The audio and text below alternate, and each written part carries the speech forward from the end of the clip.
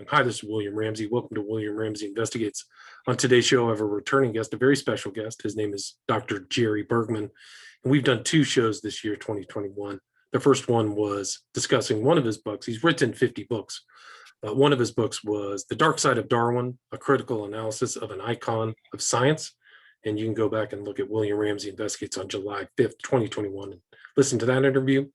I talk about some of his other books that he's written. And also in August 21st, 2021, we discussed Hitler and the Nazi Darwinian worldview, how the Nazi eugenic crusade for a superior race caused the greatest Holocaust in world history. Fascinating book, great book. But we're going to talk about another one of his books today. Title of that book, another fascinating book, is God and Eisenhower's Life, Military, Career, and Presidency, published 2019. And goes into some of the interesting background of Eisenhower and really the foundations of why he was a great military leader and president of the United States. So Dr. Jerry Bergman, are you there? I'm here. It's good to be. Awesome. Well, thanks for agreeing to the interview. For people who didn't hear the earlier two interviews that I've done with you, can you talk about your background and what led you to write this book, God in Eisenhower's Life? Well, I'm through generations back related to Eisenhower. One of his brothers married someone in my family, Kroenke family, and as a result, my mother's from Kansas, so as a result, I've always been interested in Eisenhower. So tried to follow his career and found out he had some other similarities with me. Religious background was there. And related, Watchtower, right? So Watchtower, and Eisenhower's one of six brothers. So really an interesting family situation too.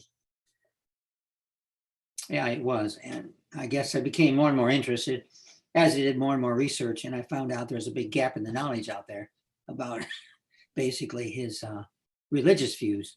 And so I did more and more research on this to try to find out what he believed and why. And then I found out that these beliefs were central in what he did during World War II, and also what he accomplished in World War II.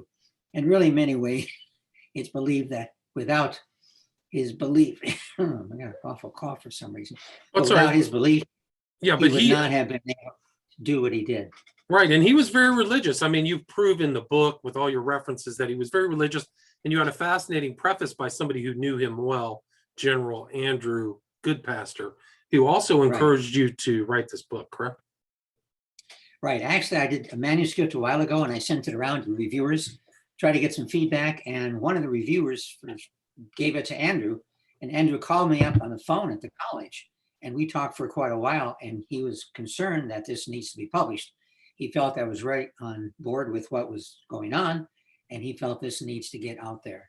And he agreed that his spiritual dimension was central in his life and what he did. And that was ignored. He strongly ignored.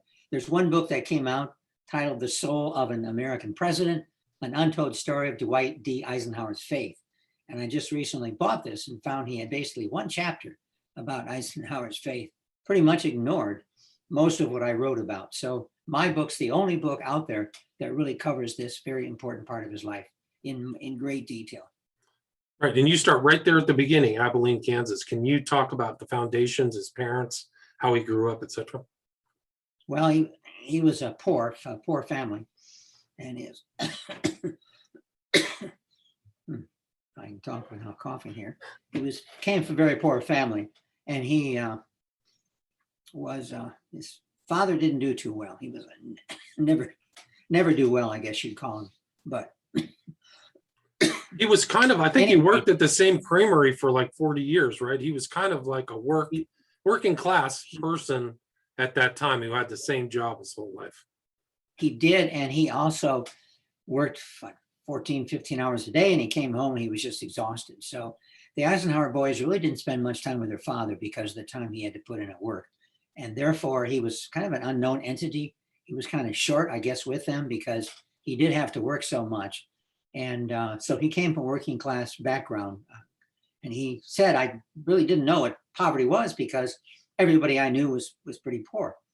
And so when he went to West Point, the reason he went to West Point was because that was the only way he could get an education. He realized that he could not afford to go. He could not make the money necessary by working. And so the only choice he had really was to go to West Point or Annapolis. And he decided he couldn't get into Annapolis because at that point he was too old. So he ended up going to West Point. Right.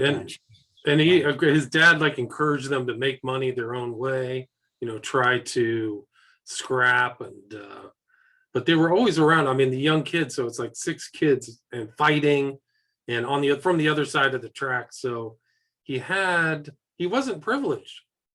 No, not at all. But he worked hard. He was bright. He loved history.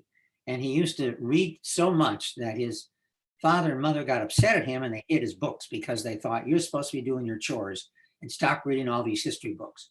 So he would sneak in where the books were located and sneak some reading when he had a chance to. So he valued history, he valued reading, he valued study. And that's why one reason he got into West Point was because he was a good student, he was bright, he knew his stuff well. And he also knew, of course, war because many of the history books covered this topic quite in detail.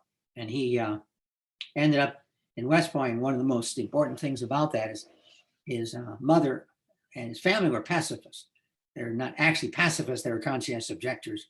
They were very opposed to war, strongly opposed to war. And so when he felt the only way he could get an education was to go to West Point, well, he went, got on a bus or train and off he went. And his mother went home and cried. That was one of the worst days of her life. She could not understand why her son could go to West Point and be in the military. Now, of course, his interest was education, and also he liked to play football. And so that's a good chance to play football. So there was quite an appeal really to West Point. Well, the main appeal was all paid for by the government. And off he went. And he really did not plan to have a career in the military, but it turned out that way for several reasons. Partly because after he graduated, or close to when he was graduating, he met this young lady, and that changed his life. And he realized he had to get a job. And the young lady was from a very wealthy family. Mamie, of course, was her name.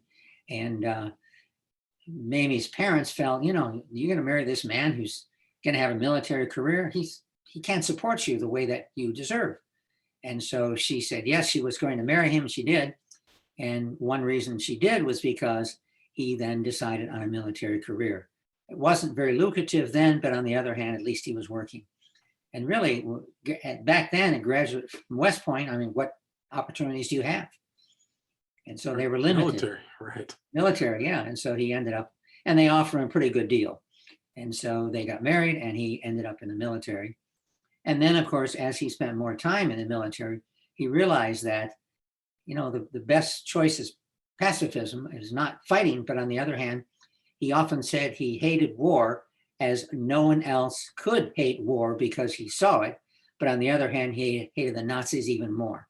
And therefore, he was determined to squash the Nazis because, indeed, he really felt visceral hate toward what they were doing, primarily the ideas of racism, of course. The Nazis felt that Jews were inferior, the Polish people, the Slavics were inferior, the Russians were inferior. And so they were very embedded in this idea of racial inferiority. And he, of course, was raised in the Bible. The family took turns reading the Bible. And if you made a mistake, then somebody else got a chance to continue. So you really tried carefully to read the Bible during these family Bible hours. And so in many ways, he was raised in the Bible. And he accepted the idea that we're all descendants of Adam and Eve. Therefore, we're all brothers and sisters. Therefore, there is no inferior race. Therefore, this idea the Nazis had was totally, completely wrong. And that's why he fought so greatly against this and was determined to prevail in the war. He didn't do that well at first as a general, but he learned from his mistakes. He read a lot, and therefore he did improve as time went on until it got to the point where he was really the best choice to be the Supreme Allied Commander in World War II, which is his post that he filled. Andrew Goodpaster, I should say, fulfilled that post as well later on. So when Eisenhower left, then later on, Andrew Goodpaster became the Supreme Allied Commander. But of course, the war was over, so I was, I guess, more of a bureaucratic position. Can you talk about the kind of life, the family life of the mother was anti-war too, because both of her parents died young due to the Civil War deprivations. Can you talk about the River Brethren and kind of some of the Watchtower influence on his family? Okay, he was a River Brethren, which is, again, a very conservative religion that accepted the Bible pretty much as God's word, and also pacifist, and that was part of her influence, of course. And so when she was involved in the Watchtower, and back then it wasn't called Jehovah's Witnesses. In fact, they were called Bible students. And so she became involved in a Bible student as a result of friends of hers. And as a result of this Bible student, they spent a lot of time, of course, reading the Bible. In fact, the witnesses used to, back now we call them witnesses, of course, but back then they were Bible students. The Bible students used to meet in the Eisenhower home. And therefore, Dwight and his brothers were very exposed to this worldview as they were growing up. And they pretty much, especially Ike, pretty much kept this. I think Ike did more than his brothers because Ike saw the other side. Very vividly, he saw war. And therefore, he recognized the value of the spiritual aspect of one's life, and his life, of course, especially. And his wife, of course, was a devout as well. So they meshed in that area. And therefore, they had something strongly in common, although his wife wasn't too thrilled with a lot of his assignments like Panama. She found that very difficult to deal with the heat, the bugs, the no air conditioning, and, one raised in a very nice home and had all the amenities of wealth. She had a hard time adjusting, but she believed marriage is forever. I took a vow till death do us part, sickness and health, and therefore she stuck with him throughout an awful lot. And he likewise with her. They never owned a house. I thought that was pretty interesting. So I think they didn't own a house till Gettysburg after he retired or something like that, which is pretty remarkable. And she was a Presbyterian, so he was influenced by the Presbyterianism, but both of his parents had, it was Russell and then Rutherford from the Bible thing. So we know them as Jehovah's Witnesses. But can you talk of some of the doctrines that influenced his parents and may have been something that he knew about, that Eisenhower knew about? Well, one doctrine which is interesting is this Great Pyramid theology, where they believe the Great Pyramid, by measuring various aspects of it, would reveal information about the time of the end, about the end of this system of things and the return of Christ. And they studied that quite thoroughly. In fact, Eisenhower studied that, and he mentioned that pyramid later on when he was in the battles. And a lot of people thought that Eisenhower himself or his father came up with that. He didn't. He got that idea from the Watchtower. He later on, by the way, left the Watchtower. He had a hard time with a number of their doctrines. He could read Greek, so he read the Bible in Greek. And so he didn't quite agree with some of their theology. But Ida, his mother, stuck to the worldview, the witness worldview, until she died. And even when Rutherford took over, she still stuck with the Watchtower worldview. And when Russell died, in his tomb, he has the pyramid. That's why it's there, because he believed in not mysticism, but he believed that the pyramid was legit, even though it's not mentioned in the Bible as a divining stone to determine the prophecies or anything, right? It's not in the Bible. It's not mentioned as something that will tell the time of the end days, right? It was called the Bible in stone. And that's true, it's outside, but on the other hand, they felt, well, if God revealed his word through the Bible, maybe he revealed his word through the pyramids or other structures. But these ideas, by the way, were quite common among a number of people at that time. So the Bible students weren't the only one to pick up this idea. Many others did. So it's actually in certain fringe groups of Christianity today, they're still teaching that pyramid is a way to tell time, like it's a way to tell biblical time. So I've seen it. If you study it, you realize it's quite amazing what they did and how they did it, and what the pyramid reveals when you look at details of it. For example, the pyramid points at a specific star, which was at a certain position when the pyramid was built. And so there are a lot of things that make one wonder whether indeed this was valid and whether or not it was inspired by God. But of course, it's the scriptures don't condone that. But on the other hand, why not? If there's a sign, maybe it's one of the signs from God, and maybe it'll tell us something. But it is quite amazing what they did and how they did it. And the dimensions of the pyramid really are quite amazing. Right. I think it's structured north-south, everything somebody put a lot of effort, or the science of the time when they built those pyramids.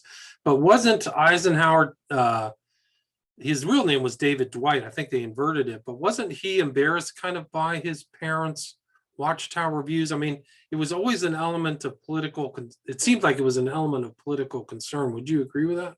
Oh, yeah, he was. And he was because when Rutherford took over, then they began to develop some of these so-called unorthodox ideas. And so the Bible students were not all that controversial. They were in some ways because they rejected certain doctrines like the Trinity and hellfire. There were some differences, but on the other hand, there were other groups like the Seventh-day Adventist and the Second-day Adventist and other groups that accepted a lot of the same doctrines that the Bible students did. And so, yeah, I think he was embarrassed with Rutherford. And a lot of the problems the Watchtower had came along with Rutherford. He was a very pugnacious guy. He was a part-time judge at one time, and he was a lawyer. And he created a lot of controversy. And so I think Eisenhower was embarrassed over that. And of course, being part of the military, it was an issue as well. And he respected the military and realized that they were serving a very important function, and that his pacifist idea was idealistic, but not realistic when you have enemies in the world like the Nazis. Right. And Eisenhower had still, he may not have totally he didn't abandon Christianity if he didn't agree with Watchtower. So you write in your book, he still had that very dualistic, apocalyptic worldview still, right? Yeah, he did. And it's interesting, his background influenced him throughout the rest of his life, which is true with many of us. And it probably influenced him in ways that he really wasn't that openly cognizant of. It was just part of his background and part of the way he viewed the world. And I think after what he saw in World War II, he realized that, a set of religious values, a set of Christian values is important. And of course, he became Presbyterian because his wife was, and he thought, well, I don't really have anything against that church. I know his son wrote to me not too long ago before he died, John Eisenhower. And he told me, his son, John, told me that Dwight always enjoyed going to church because he learned something. And so he did go to church and enjoyed it. In fact, we visited the church in Gettysburg where he went to, and I talked with a pastor who knew him and said that this is where he sat, and he was always here and always ready to be called out into service. They had a light in the back. When that light went on, that means Eisenhower needs to get up and answer the phone. And he did occasionally to deal with various concerns about the government. Interesting. And I mean, that was an interesting aspect of himself and his family, is that the idea of service, and that all of his brothers were very successful in the world. Like they all were achievers, just like Eisenhower, right? Yeah, they were all really achievers. I mean, they all did really, really well. I can't think of one who didn't do well. No matter what they went into, they did extremely well. Milton, for example, I think was president of University of Kansas. Johns Hopkins, one of them was like a Ivy League school, yeah. So they've done really quite well. So the background they had, and again, the Eisenhower over and over said, I credit what I've done so much to my mother. He really respected his mother more than anyone else besides his wife and his creator. And so that influence was enormous on him. And so, right. Even as a Watchtower all the way till past World War II. And can you talk about the persecution of what we know as Jehovah's Witnesses now in the US and in Nazi Germany? Yeah, it's ironic in that they're persecuted in both countries, both this country and Nazi Germany, for different reasons, though. They felt, and witnesses today feel the same way, that they're to be neutral in governmental affairs, that politics is corrupt, and you cannot help be corrupted when you're involved in politics. And therefore, they felt you should be without spot from the world, as the scriptures say.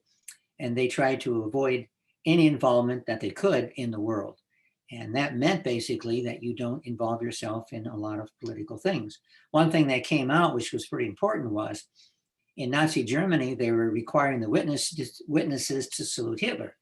And so some witness in Germany wrote into Brooklyn and said, is it proper for a Jehovah's Witness to salute Hitler, give the Hitler salute?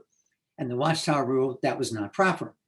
And then someone said, well, wait a minute, if it's not proper in Nazi Germany, is it proper in America? Isn't that the same thing? We salute the flag, they salute the German flag, they salute Hitler. So to be consistent, we should not salute the flag of any country. And that's what they ruled. And that's one reason that they got into so much trouble. And of course, Eisenhower was embarrassed about all that. So he tried to distance himself from those beliefs. But then again, he did not distance himself from the basic core of Watchtower theology, nor did he distance himself from his mother, who he enormously respected. Right. So it was a conflict he had, but he dealt with it fairly well. And it was interesting. Something I learned was that the Watchtower, the Jehovah's Witnesses or whatever the Bible group, they were in tons of litigation. So they were always trying to fight their way in certain situations, at least through the courts. And I think somebody likened their persecution to the persecution of the Mormons. So I thought that was kind of an insight and a curious element to Eisenhower's story. And they went before the Supreme Court, I think around 25 times, and they prevailed in a large number of those. And of course, the law today relative to freedom of religion and speech and so on rely heavily upon the cases that they won before the Supreme Court. And they really had good cases because there was a lot of blatant persecution, beating up, and some were killed and so on. And the only reason was, of course, because they took this stand relative to the flag salute and the military, et cetera. And so the government felt, this is just these generally peaceful people. They're not causing any problems. So they have this one problem, which is their relationship with the state. Why don't we just, let them have the freedom and let's not worry about it. And then eventually is what they ruled. And of course, the ACU was very concerned about this. And so they fought very hard to help the witnesses gain their rights and prevail in the court cases. And as a result, freedom basis laws are based heavily upon the Watchtower court decisions done actually many, many years ago.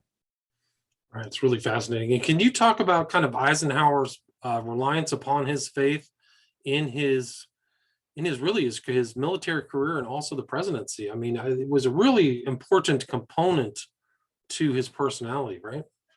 It was extremely important. Probably the best example is when they were going to invade on D-Day, and the weather just did not cooperate. And they felt, we're all prepared. We have to make a decision. And they looked at the next few hours and they thought, it looks like we've got an opening here. It looks like we can invade. You can't invade in a thunderstorm. And so it looks like we've got an opening, but maybe not. And so his weather people said, well, it's a chance. And so he wrote two notes, basically one, if they would have prevailed, another one, if they would have failed. And the one that said, one relative to their failing, he basically made it very clear, this is my fault, I made a mistake, and I take full responsibility for the failure. Well, it turned out, of course, they didn't fail, and they succeeded beyond what they expected to. And as a result, that was a very important turning point in the war. And that's why that event, D-Day, is so important today. And so he relied heavily upon God. He said, I prayed as I've never prayed before that we may prevail. And of course, they did. So that vindicated his faith that God indeed was not really on his side, but God was not on the side of the Nazis. So, right. And they said that, I think you said in the book, there was always a Bible by his side. So, you're seeing somebody and what's remarkable about him too, is his religious element, but he was a very deft politician. I was thinking he must have learned something in his family with a bunch of boys or something, because he was very skilled in his personal life dealing with all of these other characters in the war. Would you agree with that? Oh yeah, he had. In fact, that's one reason he did so well, is because he had good relations and skill in dealing with other people. And of course, in many ways, war is a matter of dealing effectively with other people, your other generals, your soldiers, your men, and so on. And from what I've read, his men highly respected him throughout the entire war. It's not like what happened to Patton. Patton, of course, had a hard time dealing with just about everybody. And so therefore, he was very effective in dealing with so many people. And that was, I think, a major one reason, at least, that he was appointed to the position he was, because he was good with people. And his generals supported him. His men supported him very strongly. And so therefore, those elements are very important. And his generals realized that, and that's why he was appointed to the position he was. Right, the supreme overlord or whatever. Good negotiations with Churchill, put Patton in his place. Those are tough personalities to have to deal with. And so he takes the success in World War II, and how does that transfer to becoming the head, really the supreme commander of the United States government. Well, if you look at the choices back then, there wasn't a lot. And of course, Eisenhower was popular, very well known, very well respected. And you want someone for president who's well known, people know who he was, who's highly respected. They had that, who was successful. I mean, he won the war, won the greatest war in history. And so if you think about it, is there really a better choice among the alternatives? And there really wasn't. And as a result, he prevailed in winning the election twice. Even though later on he had health problems, he still had a lot of support. Yeah, so he still pulls it off. He's still religious. He's still Christian based. And when both of his parents pass away, he's still a true believer in them. I mean, I think that what he wrote in the memorialization of his parents is very telling about his outlook. Would you agree with that? Oh yeah, he influenced him and his father more, I think, as time went on, because he realized the difficulties that father had. I mean, his father worked to support the family, worked very hard, and didn't have a lot of choice back then to work 12, 14 hours a day. And he had a relatively good position when you consider that many of the people from Abilene were farmers and lived by the skin of their teeth, so to speak, and surviving. Wasn't that a bad year? They didn't do so well. And so therefore his father did have a good job for most of his life and did work quite hard. And after a while, you appreciate, I think most of us, when our parents are gone, we appreciate them more. We appreciate what they did for us. And he did later on as well. And therefore, and his father wasn't a bad person. He wasn't, occasionally they got whipped, but on the other hand, I think they agreed they deserved it. And so therefore they realized that, all things being equal, he had good parents, a great mother and a good father, and therefore he appreciated, especially when he had his own child, of course, his son. And he lost, Iki, his first son, which was devastating for him. And therefore he appreciated his son, although he didn't really rear his son because he was often fighting the war and so on. And he didn't have much of a relationship with his son, John. And John felt bad about that, but what can you do when your dad is winning a war? The most important war in history, what can you do? And so John, from my correspondence with him, respected enormously his father, but on the other hand, he felt he really didn't have a father during much of his life because he was gone. Oh, it's almost like it was intergenerational from his dad, then to himself having to do these duties, right, to his son. I mean, it's pretty remarkable. And I mean, would you agree? I think in the foreword, it says Dwight Eisenhower was the most religious president of the 20th century. Do you think that that's true? I would say he was, although he said, I don't wear my religion on my sleeve. I don't go around telling people I'm religious. In looking at his behavior and what he did and why he did what he did, that's very clear that he had a deep-seated religious faith in the Judeo-Christian worldview. And therefore, although he realized that he proselytized through his behavior, not through his words. And he tried to affect people through his behavior and not by what he had to say. And some people are so good in saying things, but not so good in doing things. And therefore, he wanted to be one of these people who lived his faith and people knew it. And they did. Events happened like, I'm sorry, go ahead. No, I was just going to say, I think you're right. And he's kind of a paradoxical figure because he's a military guy saying, I don't want to have anything to do with military. He kind of had that pacifistic outlook, just like his parents too. Yeah, he did. And he wanted to end the war. And one way of ending the war was winning quickly. And this is one reason why he cooperated with the Russians. He said, well, I don't appreciate what the Russians are doing, but on the other hand, I have to work with those. And he felt correctly that if the Russians were involved in the war, it would really facilitate us winning the war much, much faster. And so therefore he worked for the Russians, even though people felt that he shouldn't. But later on realized that, you have to. Right. He was friends with Zhukov. I mean, there's a picture, I think, in your book of those two together, which is interesting because Patton had a completely different worldview. So you see that pacifism, peaceful, Now he didn't seem to have those bristly ridges like some other people, egotists, would have, which I think distinguished him from a lot of other people. But yeah, really a fascinating person, Dwight Eisenhower. And also, I mean, I think in his presidency, he was trying to avoid war. And then he leaves the famous warning about the military industrial complex, which he was part of, right?